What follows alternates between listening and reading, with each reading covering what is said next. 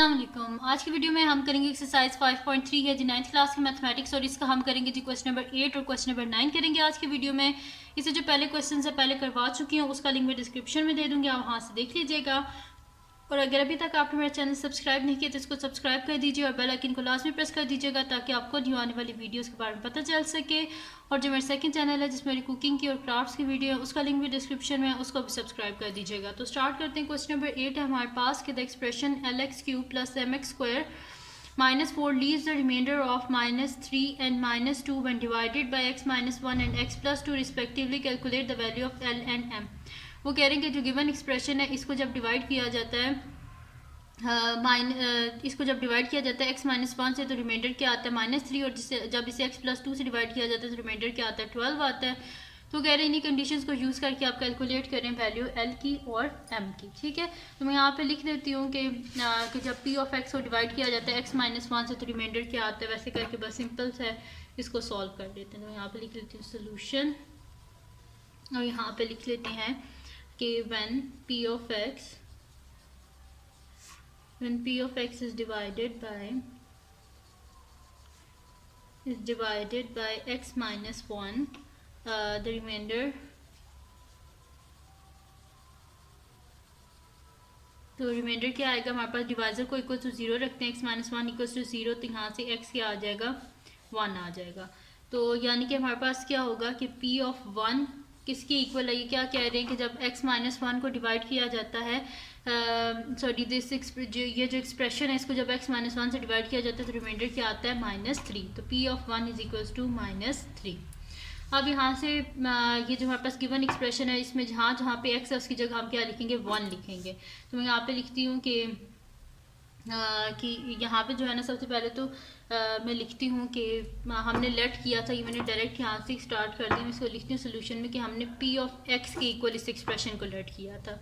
तो यहाँ पे मैं लिख दी let P of x is equals to LX³ + MX² -4। ठीक है, तो मैंने ऊपर लेट किया, तो मैंने डायरेक्ट स्टार्ट कर दिया था कि P ऑफ x के इक्वल इसको रख दिया था। ठीक है, तो क्योंकि क्वेश्चन में इसको P ऑफ x के इक्वल नहीं रखा हुआ इसी वजह से जो है मैंने खुद फिर लेट कर लिया कि let P of x is equal to LX³ + MX² -4।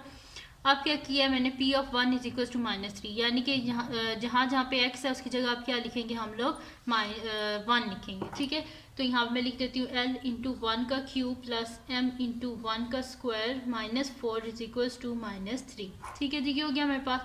अब 1 का क्यूब 1 ही होता है तो यानी कि L आ जाएगा, प्लस 1 का स्क्वायर 1 ही होता है तो L plus M -4 is equal to -3। अब वेरिएबल्स को अलहदा कर लेते हैं, कांस्टेंट को अलहदा, तो L plus M is equal to -3 plus 4 -3 क्या हो जाएगा 1, तो L plus M is equal to 1। ठीक है, यहाँ पे आ गई ये मेरे पास इसकी एक इक्वेशन। अब सेकंड इक्वेशन जो है उसको फाइंड आउट कर लेते हैं।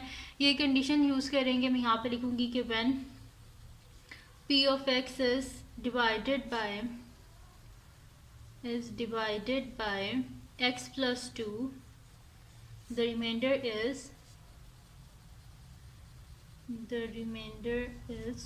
हमारे पास क्या होगा, डिवाइजर को इक्वल टू 0 रखते हैं, x plus 2 इक्वल टू 0, यहाँ से x क्या आ जाएगा हमारे पास -2। ठीक है, तो यहाँ से आप क्या कर देते हैं, फिर मैं यहाँ पे लिख देती हूँ कि P ऑफ -2 हमारे पास किसके इक्वल है। यहाँ पे ने क्वेश्चन में क्या दिया हुआ है हमें कि रिमाइंडर क्या आता है 12 आता है जब x + 2 को जो है ना इस एक्सप्रेशन को जब x + 2 से डिवाइड किया जाता है।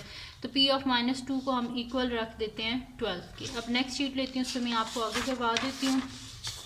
हाँ कि यहाँ पे अब P ऑफ x है ना, तो जहाँ पे x है उसकी जगह हमने क्या लिखना है -2।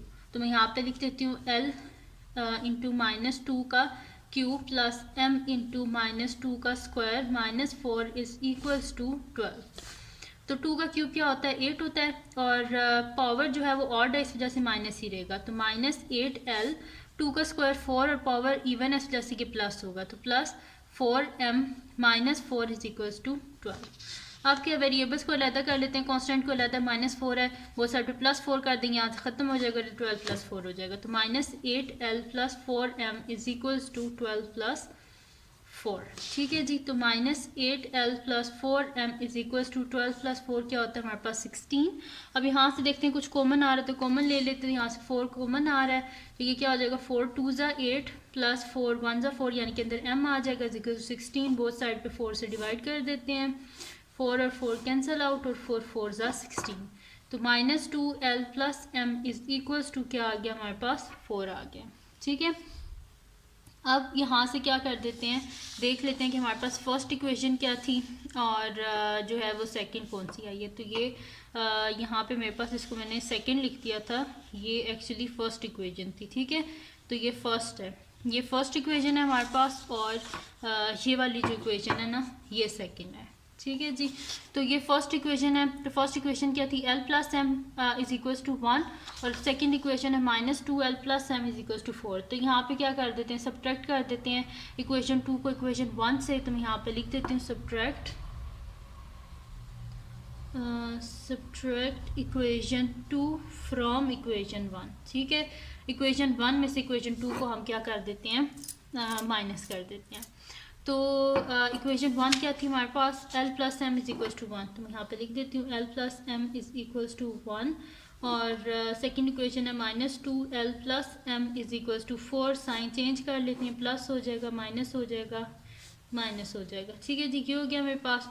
अब यहाँ पे क्या हो जाएगा कि हमारे पास ये +2l है और ये वाला भी मेरे पास l है। तो 2 + 1 क्या हो जाएगा 3l, ये दोनों आपस में cancel out, plus minus minus 4 में से 1 गए 3 और बड़ी वैल्यू के साथ माइनस जैसे माइनस आ जाएगा। बोथ साइड पे 3 से डिवाइड कर देते हैं, 3 और 3 cancel out, l is equals to यहाँ पे क्या हो जाएगा 3 1 ज़ा 3 यानी कि -1। ठीक है, तो l क्या आ गया हमारे पास -1 और m की वैल्यू जो है उसको हम फाइंड आउट कर लेते हैं।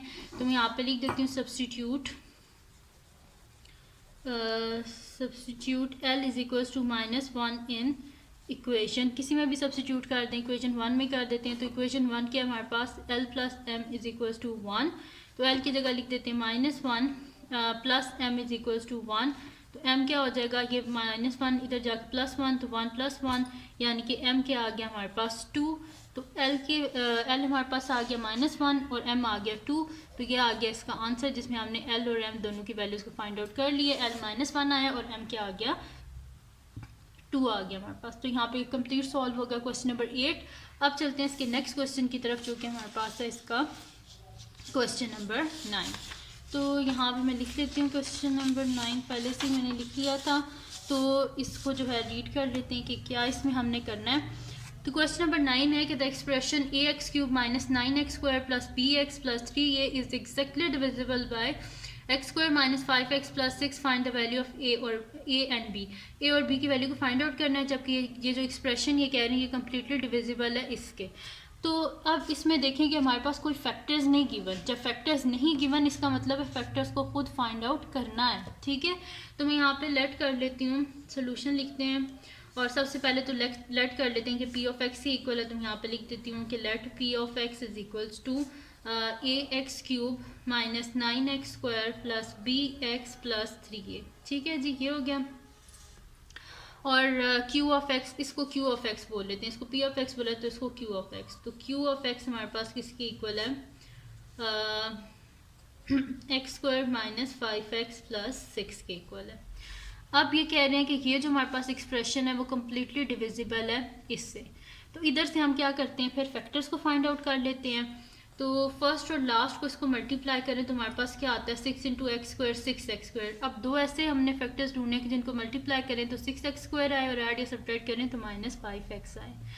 तो 3 2 ज़ा 6 होते हैं और 3 + 2 5 होते हैं। तो मैं यहाँ पे इसी वजह से लिख दूँगी x² - 3x - 2x + 6। अब माइनस माइनस प्लस 3 2 ज़ा 6 और x × x x² ये आ गया और ऐड करें तो -3x और -2x को ऐड करें तो -5x ही आता है। अब फर्स्ट टू वैल्यू में से क्या कॉमन आ रहा है, x अंदर क्या आ जाएगा x - 3। नेक्स्ट टू वैल्यूज में से देखें ये माइनस आ गया और 2 कॉमन आ रहा है तो x इसी तरह आ जाएगा और 2 3 ज़ा 6 बाय माइनस साइन कॉमन लिया था जैसे अंदर साइन चेंज किया और 2 3 ज़ा 6। अब एक दफ़ा इन दोनों को लिखने और एक दफ़ा इन दोनों को, तो ये मेरे पास आ जाएगा x - 3 और x - 2। ठीक है जी, ये हो गया मेरे पास दो फैक्टर्स आ गए। अब ये कह रहे थे कि p ऑफ x जो है वो एग्जैक्टली इसके डिविजिबल है। ठीक है, तो मैं यहाँ पे लिख देती हूँ कि so P of X is divisible by क्या है हमारे पास x-3 और x-2, ठीक है। तो ये मैं यहाँ पे लिख देती हूँ कि as P of X is exactly divisible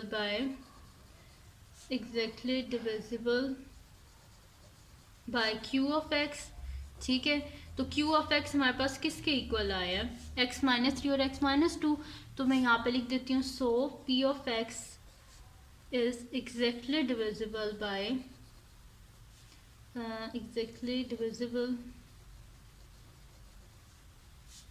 divisible by x-3 and x-2, ठीक है। अगर ये q ऑफ x से एग्जैक्टली डिविजिबल है यानी कि इसके जो फैक्टर्स आए हैं फिर इससे भी एग्जैक्टली क्या होगा, डिविजिबल होगा, ठीक है। यानी कि हमारे पास क्या है, हेंस यहाँ पे कि p ऑफ 2 भी हमारे पास इक्वल टू 0 है। यहाँ से अगर आप फैक्टर जिसके निकालें जो डिवाइजर है उसको इक्वल टू 0 रखते हैं ना, तो x-3 को इक्वल टू 0 रखें तो यहाँ से x क्या आएगा, 3 आएगा। और इसी तरह अगर आप x-2 को इक्वल टू 0 रखें तो x यहाँ से क्या आएगा, 2 आएगा। तो मैं वही चीज़ यहाँ पे लिख देती हूँ कि p ऑफ 2 भी हमारे पास इक्वल टू 0 है, ठीक है, और p ऑफ 3 भी हमारे पास क्या इक्वल्स टू 0 है, ठीक है जी। p ऑफ 2 भी 0 है हमारे पास और p ऑफ 3 भी हमारे पास 0 है। तो पहले p ऑफ 2 को इक्वल टू 0 करके जो है वैल्यू फाइंड आउट कर लेते हैं, रिमाइंडर फाइंड आउट कर लेते हैं। फिर इसी तरह जो है p ऑफ 3 को इक्वल टू 0 रख के वो भी रिमाइंडर फाइंड आउट कर लेते हैं। फिर जो इक्वेशंस आएंगे उनको सॉल्व करके a और b की वैल्यू को हम क्या करेंगे, फाइंड आउट कर लेंगे, ठीक है। तो मैं यहाँ पे पहले लिख देती हूँ कि p ऑफ 2 हमारे पास क्या इक्वल टू 0 है। अब यहाँ पे जो हमारे पास है जहाँ जहाँ पे है ना x उसकी जगह हम क्या लिखेंगे, 2 को लिख देंगे, ठीक है। तो यहाँ पे मैं जो है ना नेक्स्ट शीट को पहले नीचे रख लेती हूँ। अच्छा, तो हमारे पास क्या ax³ है ना, तो मैं इसको लिख देती हूँ ax की जगह 2 का क्यूब माइनस 9x² है, तो x की जगह 2 का स्क्वायर प्लस bx है, तो b into 2 plus 3a is equals to 0। अब 2 का क्यूब क्या होता है 8, तो 8a माइनस 2 का स्क्वायर 4 9 ज़ा क्या होता है हमारे पास 36। तो मैं यहाँ पर कि इसको डायरेक्ट नहीं करती, यहाँ पर लिख देती हूँ 9 into 4 plus 2b plus 3a is equals to 0। अब ये हो जाएगा 8a माइनस 9 4 ज़ा 36 plus 2b plus 3a is equals to 0। अब देख लेते हैं जो ऐड हो रहा है उसको ऐड कर देते हैं, बाकी जो है उसको अलग कर लेते हैं।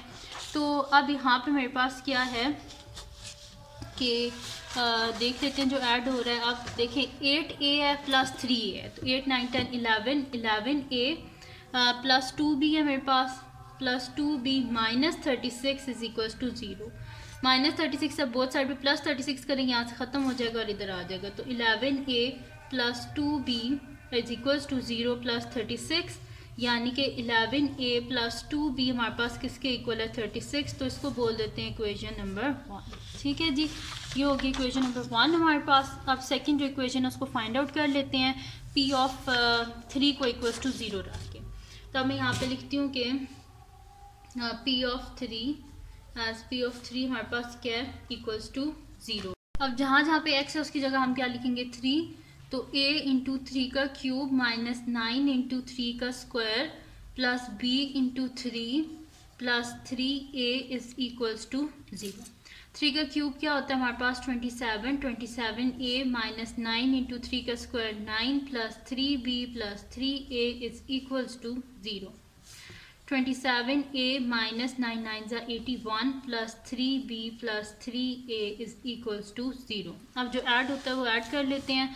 तो 27a प्लस 3a यहाँ से मेरे पास क्या हो जाएगा ये 30a, तो मैं यहाँ पे लिख देती हूँ कि 30a और plus 3b is equals to ये माइनस 81 इधर आके प्लस हो जाएगा 0 प्लस 81, तो 30a plus 3b is equals to 81। Both side से यहाँ से देखें कुछ कॉमन आ रहा तो कॉमन ले लें, 3 को कॉमन ले लेते हैं, 3 10 ज़ा 30 और 3 1 ज़ा 3 is equals to 81। Both side पे 3 से डिवाइड कर देते हैं, तो 3 और 3 cancel out, 10a plus b is equals to 3 2 ज़ा 6 एंड 3 7 ज़ा 21, ठीक है। तो यहाँ पे मेरे पास क्या आ जाएगा 27। तो ये आ गई मेरे पास इसकी सेकंड इक्वेशन।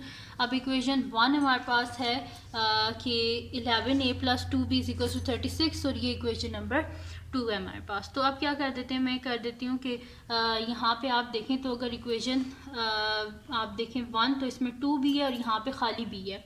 तो क्या कर देते हैं, इक्वेशन 2 को मल्टीप्लाई कर देते हैं 2 से और फिर इसको माइनस कर देते हैं इक्वेशन 1 से। तो मैं यहाँ पे लिख देती हूँ मल्टीप्लाई इक्वेशन 2 बाई 2, ठीक है। तो 2 into 10a plus b is equals to 27, ठीक है, इंटू 2, क्योंकि जब भी किसी चीज़ को मल्टीप्लाई करते हैं तो बोथ साइड पे करते हैं, खाली एक साइड पे नहीं करते। तो 2 10 का क्या हो जाएगा 20a plus 2b is equals to 27 को 2 से मल्टीप्लाई करेंगे 7 2 14, 1 कैरी 2 2 4 1 5 54, ठीक है। ये आ गया मेरे पास। इसको बोल देते हैं कि हमारे पास इक्वेशन नंबर 3 है। आप सब्ट्रैक्ट कर देते हैं इक्वेशन 3 फ्रॉम इक्वेशन 1, ठीक है। इक्वेशन 1 से सब्ट्रैक्ट कर देते हैं। तो इक्वेशन 1 को मैं यहाँ पे लिख लेती हूँ। इक्वेशन 1 मेरे पास है 11a plus 2b is equals to 36 और उसमें से इसको माइनस कर लेते हैं 20a plus 2b is equals to 54। Plus है माइनस हो जाएगा, प्लस है माइनस है, प्लस माइनस हो गया, ठीक है। ये हो गया मेरे पास। अब क्या कर लेंगे यहाँ पे कि प्लस माइनस माइनस 20 में से 11 गए तो क्या बचता है 9 बचता है और बड़ी वैल्यू के साथ माइनस वजह से माइनस आ गया। प्लस और माइनस ये दोनों कट के इज इक्वल्स टू, अब यहाँ से माइनस करके देख लेते हैं हम। तो ये 14 हो गया, 14 में से 6 को माइनस करें तो यहाँ पे मेरे पास आएगा 8 और 4 3 गए 1, ठीक है। तो बड़ी वैल्यू के साथ माइनस वजह से माइनस आ जाएगा। अब बोथ साइड पे माइनस वजह से कैंसिल आउट हो जाएगा, यानी कि 9a इज इक्वल्स टू हमारे पास क्या 18, बोथ साइड पे डिवाइड करेंगे 9 से तो 9 और 9 कैंसिल आउट और 9 2 ज़ा 18, यानी कि a का आंसर हमारे पास क्या आ गया है 2 आ गया, ठीक है। a का आंसर 2 आ गया। अब क्या कर देते हैं, ये जो a का आंसर आया इसको सब्सटीट्यूट कर देते हैं किसी भी इक्वेशन में। इक्वेशन 1 में बेशक कर देते हूँ, यहाँ पे लिख देती हूँ कि substitute a is equals to 2 in equation 1, substitute a is equals to 2 in equation 1 और इक्वेशन 1 के हमारे पास 11a plus 2b is equals to 36।